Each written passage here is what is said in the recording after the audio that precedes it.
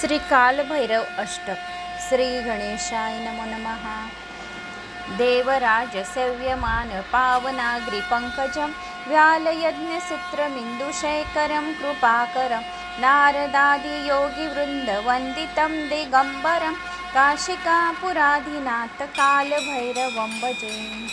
भानुकोटि भास्वरं भवादितारकं परं नीलकण्ठमीप्सितार्थदायकं त्रिलोचनं कालकालमम्बुजाशमक्षशूलमक्षरं काशिकापुराधिनाथ कालभैरवं भजे।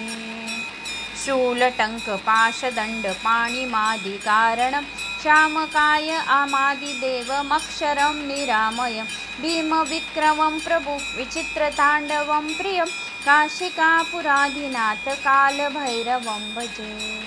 भुक्तिमुक्तिदायकं प्रशस्तचारुविग्रहं भक्तवत्सलं स्थितं समस्तलोकविग्रहं विनित्यमनुज्ञहेमकिङ्कलीलसत्कटि काशिकापुराधिनाथ कालभैरवं भजे।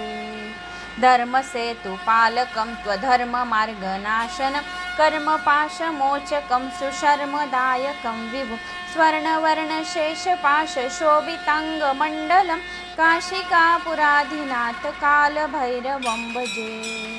रत्नपादुकाप्रभाभिरामपादयुग्यमं नित्यं द्वितीयम् इष्टं दैवतं निरञ्जनं मृत्युदर्पणाशनं करालग्रष्टमोक्षणं काशिकापुराधिनाथ कालभैरवं भजे।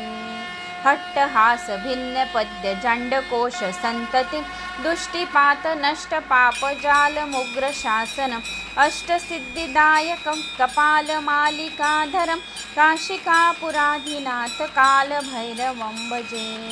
भूतसङ्गनायकं विशालकीर्तिदायकं काशीवासलोकपुण्यपापशोधकं विभुं नीतिमार्गकोवितं पुरातनं जगत्पति काशिकापुराधिनाथ कालभैरवं भजे।